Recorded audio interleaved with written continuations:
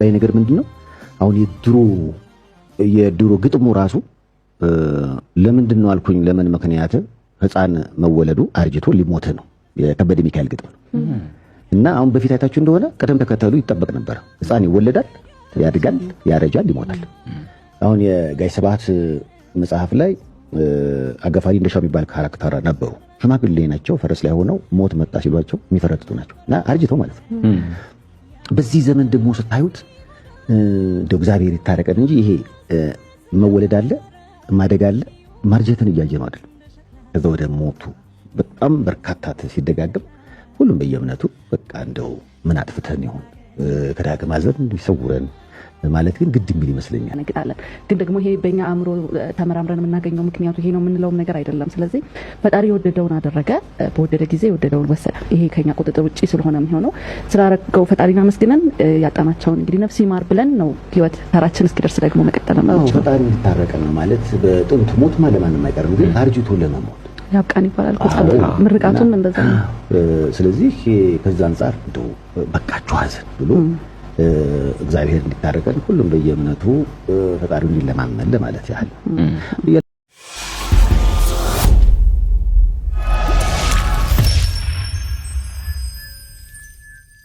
ሰላም ጤና ይስጥልን የኢትዮ ኢንፎ ሚዲያ ተከታታዮች እንደምን አላችሁ እስክንድር ነኝ እንግዲህ ተመልሼ በሌላ መረጃ መጥቻለሁ ዛሬ ጠዋት አካባቢ ጋዜጠኛ ቴዎድሮስ ተክለአረጋይ አንድ ያስነበበን ጽሁፍ አለ በነጻነት ወርቅነህ ሟቹ ነጻነት ወርቅነህ ቤተሰቦች ዙሪያ ማለት ነው ባለቤቱ እንደዚሁም ልጆቹ በአሁኑ ሰዓት ስላሉበት ጫና በተለይ ደግሞ ስላሉበት የገንዘብ ጫና እንግዲህ ደፍሮ ወጥቶ እውነታውን ከነጻነት ወርቅነህ ቀብር መልስ ያለው እውነታ ይህ ነው ብሎ ጽሁፍ አስነብቦናልና በዚህ ጽሁፍ ስር ብዙ ታዋቂ ሰዎች ይህ ጽሁፍ ትክክለኛ ነው እና አሁን ያሉበትን ሁኔታ የሚያስረዳ ነው ብለው ተናግረዋልና እውነቱን ለመናገር ብዙዎች ደንግጠዋል አሁን እንግዲህ እንዴት ነው የሆነው እንዴት እዚህ ደረጃ ላይ ደረሱ ወይ ደግሞ እንዴት ችግር ወይ የገንዘብ የሚሆን ችግር ውስጥ ሊገቡ ቻሉ የሚሉ ጥያቄዎችም ያቀርቡ አሉ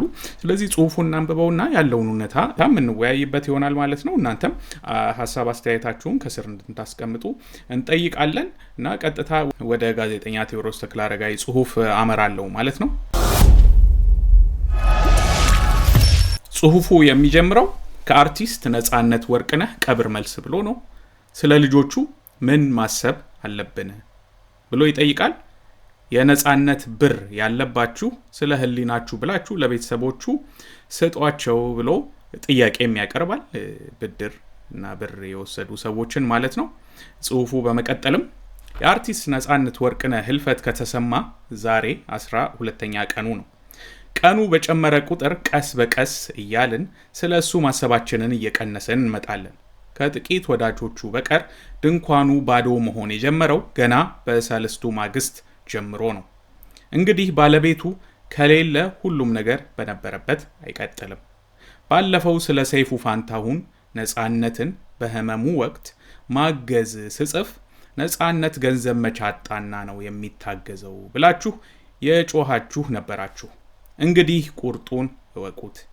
ምንም የለም ቤተሰቦቹ ግራ በተጋባ ሁኔታ ላይ ነው ያሉት ነጻነት ከየትኛውም ድርጅት ምን ያህል ብር ተቀብሎ ስንት እንደሚቀረው የትኛው ግለሰብ ላይ ምን ያህል ብር እንዳለው ግለሰቦችም ላይ ሆነ ድርጅቶች ላይ ስንት ብር እንዳለው አይታወቅም ጥቂት ወዳጆቹ ዘንድ የተበጣጠሱ መረጃዎች ሊኖሩ ይችላሉ ሞባይሉ ላይ ከተለዋወጣቸው የጽሁፍ መልእክቶችና ምስሎች የሚገኙ መረጃዎች ይኖራሉ አንዳንዶቹ ገንዘቦች ውል የተገባባቸውና በወረቀት የሰፈሩ አይደሉም ነጻነት በህይወት ዘመኑ ሁሉንም በወረቀት በማስረጃ የሚሰራ አልነበረም ከማን ጋር ምን እንደሰራ ምን ያህል ብር ቀድሞ ተቀብሎ ምን እንደቀረው የሚገልጽ የተደራጀ ማስረጃ የለውም የሚበዛው ግንኙነታችን ልማዳዊ አይደል ነጻነትም በበለጠ መልኩ እንደዚያ ነው ብዙ ነገር በህይወት ያሉትን ሰዎች ነገ እነሱም ሟች መሆናቸውን አውቀው በሐቅ ያለባቸውን አምነው መስጠት ይፈልጋል ህጋዊ ውል የገባባቸውና አሁን ላይ ቀርቦ የማይጠይቃቸው ስምምነቶችም አሉ። ነፃነት ዛሬ ስለሌለ የቀረውን ሂሳብ ተሳስቦ አይጠይቅም። በአጠቃላይ ስምምነቶቹ፣ ብድሮቹ፣ ስጦታዎቹ፣ አደራዎቹ ወዘተ አብራው ላልኖረችው ነገ ልጆቿን አባታቸው ባሳደገበትና ባስተማረበት መንገድ እንዴት እንደምትወስዳቸው ግራ ለገባት እናትና ልጆቹ ከፊታቸው ያለው ጊዜ አስፈሪ ነው። ዋናው ምንጭ ነው የደረቀው። ነፃነት ገቢው ብዙም ቢሆን ወጪው እንደዚያው ብዙ ነው። 3 ልጆቹ አሜሪካ የትምህርት ቤት ክፍያቸውን ሳያሰልስ የሚከፍለው እሱ ነው። ብር ወደ ዶላር ተቀይሮ አሜሪካ የ3 ልጆቹን የትምህርትና ለኑሮ የሚያስፈልጋቸውን ማሟላት ኪስን ባዶ የሚያደርግ ነው። በዚያ ላይ የበዛ ጋባዥነትና ሰጪነት ሲጨመርበት ማሰብ ነው። ነፃነት አዲስ አበባ ተቀምጦ ልጆቹን አሜሪካ የሚያስተምር መልካም አባት ነበረ። የዚህን ንዑስ ዓመት ከፍሎ ቀጣዩን ሲደርስ እንደሚከፍል ነው አባትም እናትም ያመኑት። አልሆነም። ከእንግዲህ ነፃነት ለልጆቹ የትምህርት ቤት ሊከፍል አይችልም። ከሚቀጥለው ንዑስ ዓመት ጀምሮ የነፃነት ልጆች የትምህርት ቤት የሚከፍል አባት የላቸውም። ሚስቱም ለምን አላለቀሰችም እያላችሁ አንዳንዶቻችሁ ስታብጠለጥሏት የነበራችሁ የልጆቹ እናት ይህን ሁሉ ስታወጣና ስታወርድ ሊሆን ይችላል። ያጣችው የልጆቿን አባት ብቻ ሳይሆን የልጆቿን ቀጣይ ተስፋም ጭምር ነው። ነፃነት የባንክ ሂሳቡ ታግዶ ገንዘብ የሚያዘዋውረው በወዳጆቹ የባንክ አካውንት ነው። ማንጋ ስንት አለው ስንት የለውም አይታወቅም። እነዛ ወዳጆቹ ነፃነት ካለፈ በኋላ ያለውንና የሌለውን ከቤተሰቦቹ ጋር ተሳስበዋል? አላውቅም። በነፃነት ለብር ደንታ ቢስነት ማን ጋር ስንት አለው አይታወቅም። የብራንድ አምባሳደር የሆነባቸውና ማስታወቂያ የሰራላቸው ድርጅቶች፣ ኮሚሽን የተቀበለባቸው የቴሌቪዥንና የሬዲዮ ጣቢያዎች የነፃነት ወርቅነህ ስንት ብር አለባቸው? እነሱ ያውቃሉ። እሱ ሊጠይቃቸው ግን አይችልም። ሚስቱ 3 ልጆቿን ይዛ እንደሰማሁት ከነገ ወዲያ ወደ አሜሪካ ትመለሳለች። ብትችሉ የነፃነት ወርቅነህ ትንሽም ቢሆን ብር ያለባችሁ ከነገ በስቲያ ምሽት ከመድረሱ በፊት ለሚስቱና ለልጆቹ ያለባችሁን ስጡ። ለጊዜው መስጠት ባትችሉ እንኳን ያለባችሁን መጠንና የምትመልሱበትን ጊዜ አሳውቁ። ትናንትና የብዙዎች የሳቅና የቁም ነገር የጥበብና የሐሳብ ምንጭ የነበረው ነፃነት ወርቅነህ ዛሬ የለም። እናንተም ነገ አትኖሩም። ሁሉም ለህሊናችሁ የተተወ ነው። እናንተ ያለባችሁን ብቻ ሳይሆን ነፃነት ሌሎች ላይ ያለውን ለቤተሰብ አሳውቁ።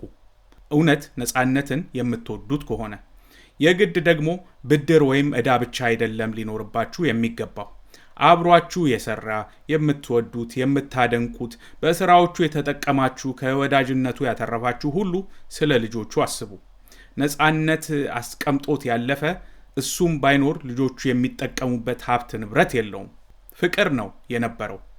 ፍቅር የትምህርት ቤት ሲከፍልና ልጆቹን ሲያሳድግ ባያሳድግ እንኳን አጋር ሲሆን ማየት እንወድሃለን ካልነው ሁሉ ይጠበቃል ብሎ ቴዎድሮስ ጽሁፉን ያጠናቅቃል።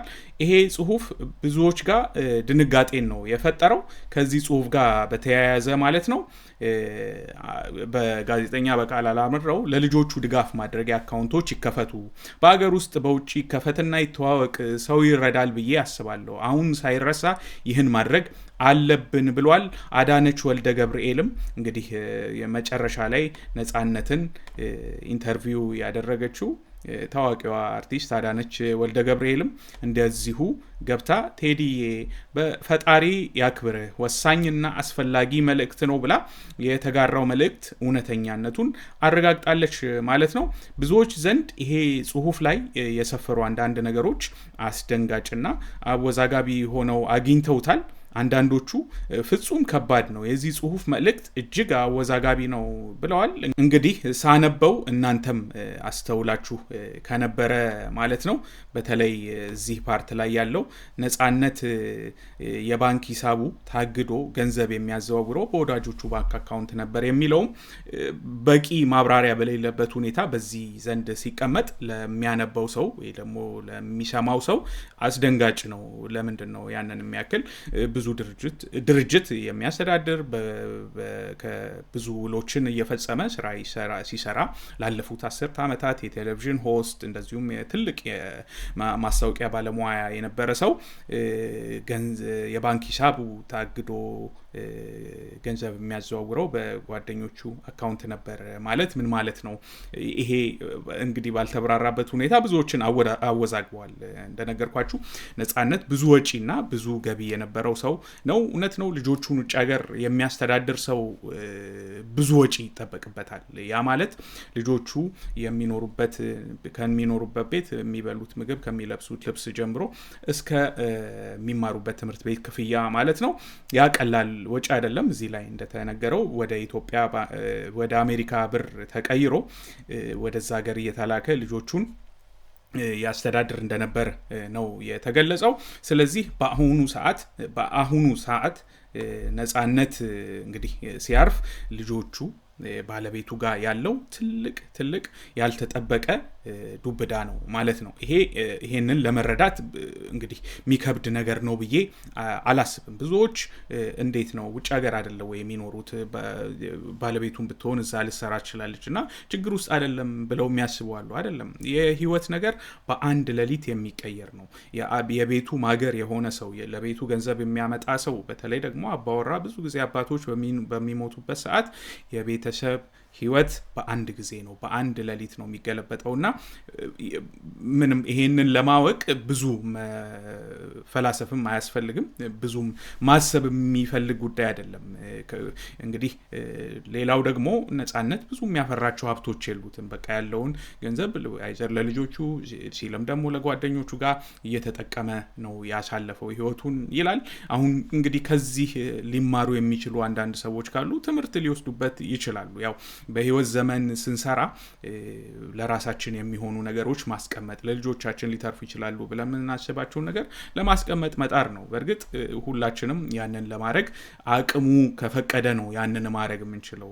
ከእጅ ወደ አፍ የሆነ ኑሮ የምንኖር ብዙዎቻችን ያንን የማድረግ አቅም የለንም። ግን በዚህ ደረጃ ታዋቂ ሆነው ብዙ ስራ ሲሰሩ የነበሩ፣ ብዙ ውሎች እየፈጸሙ ሲሰሩ የነበሩ ሰዎች ግን ያንን የማድረግ ነገርም ነበራቸው።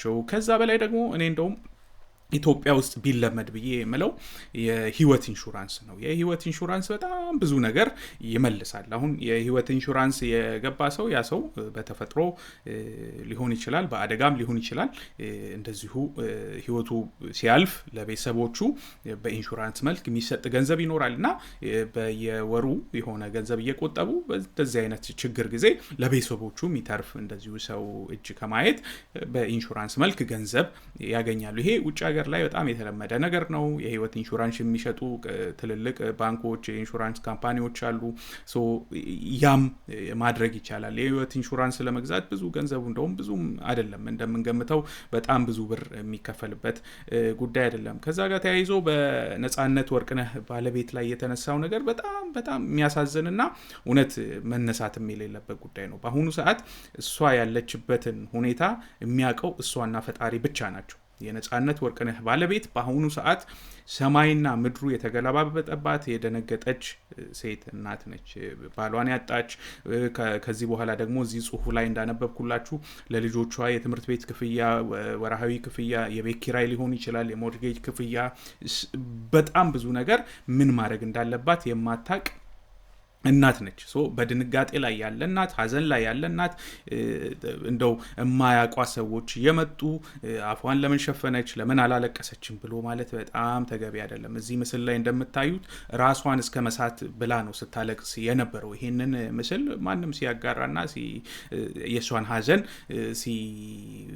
እንዴ በምን አይነት መንገድ እንዳዘነች ሲናገሩ የሚያሳይ የለም። በጣም ድንጋጤና በጣም ሀዘን ውስጥ እንዳለች ያስታውቃል። ልጆቹም በዛው መንገድ ማለት ነውና እንግዲህ በማንኛውም መንገድ በነጻነት ቤተሰቦችን ለማገዝ የሚወጣ ነገር ካለ እሱን ለማሳወቅ ለእናንተ ለመንገር ዝግጁ ነን። ግን ሁኔታው እንዳስደነገጠን ከመናገር ወደኋላ አንልም። ምክንያቱም በቃ የኢትዮጵያ ውስጥ ያሉ አርቲስቶች እንግዲህ ገንዘባችን ወይ ደግሞ ሀብታችን ህዝብ ነው፣ የህዝብ ፍቅር ነው ሲሉ ነው የምንሰማውና ኢቨን በዚህ ደረጃ ታውቀው ብዙ ማስታወቂያ ሰርተውም መጨረሻ ላይ በቃ በጣም አስከፊ የሆነ ማለት እንደው ለልጆች ሊተርፍ የማይችል አይነት ሀብት ሳያፈሩ ነው ብዙዎቹ የሚያልፉትና ያ ያሳዝናል። እንግዲህ ለነጻነት ቤተሰቦች እንደዚሁም ለሚወዱ ሰዎች በሙሉ መጽናናትን እንዲያገኙ እንላለን። ከዚህ በተረፈ እንግዲህ የነጻነት ዙሪያ የተነሳው እና እኔም ደግሞ ለእናንተም ባካፍል ጥሩ ነው። ስለ ልጆቹ ስላሉበትም ሁኔታ ከዚህ በኋላ ሊመጡ ስለሚችሉም ነገሮች ለማሳወቅ ይጠቅማል ብዬ ያሰብኩትን መረጃ ነው ወደ እናንተ ይዤላችሁ የመጣሁት። እናንተም ደግሞ እንዴት ነው ይህን ነገር ስትሰሙ የተሰማችሁን ስሜትና ያለውን ነገር በሀሳብ መስጫ ሳጥን ላይ እንድታስቀምጡ በትህትና ጠይቃለሁ። ከዚህ ጋር ተያይዞ ደግሞ አዳዲስ መረጃዎች ካሉ ደግሞ ተመልሼ ወደ እናንተ ይዤ ለመቅረብ እንደምሞክር ቃል ገባለሁ። እንግዲህ በድጋሚ ለቤተሰቦቹ መጽናናትን ይሁን። ልጆቹም ባለቤቱም ያሉበት ሁኔታ በእርግጠኝነት ከማንም በላይ በዚህ ሰዓት እውነት ነው የኢትዮጵያ ሕዝብ ሁሌም እንደተጠየቀ ነው። ግን ሲሰራበት የነበረው የቴሌቪዥን ጣቢያ እንደዚሁም ደግሞ የነጻነት ወርቅነህ ጓደኞቹ አጠገቡ ያሉ በሱ ሙያ ዘርፍ ሲንቀሳቀሱ የነበሩ እና ደግሞ በተለይ እነዚህ ከብራንድ አምባሳደርነት ጋር ተያይዞ ባለፈው አንድ ከብራንድ አምባሳደርነት ጋር ተያይዞ እንግዲህ ባለፈው አንድ የፈረመው ለአልቲማ ሪል ስቴት የፈረመውም አለ።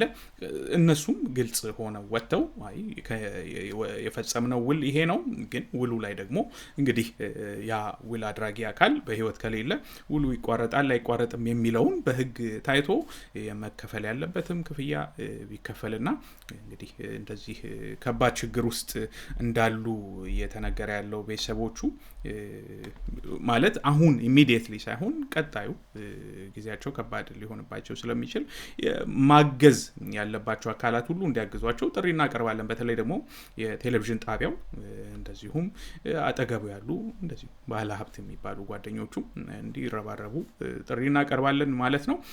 ስለሰጣችሁን ጊዜ እናመሰግናለን። ሌላ መረጃ ሲኖር ደግሞ ሌላው መረጃውን ይዘልላችሁ የምንቀርብ ይሆናል። ይሄን ቻናላችንን ከ805,000 በላይ ሰብስክራይበርስ ያለው ቻናላችን እንግዲህ ሰብስክራይብ እንድታደርጉ በዚህ አጋጣሚ ጠይቃለሁ። ቪዲዮዎቻችንን ላይክ አድርጉ፣ ሼር አድርጉ፣ ለምትወዷቸው ሰዎች እንድታጋሩ እንጠይቃለን። እናመሰግናለን። ሰላሙ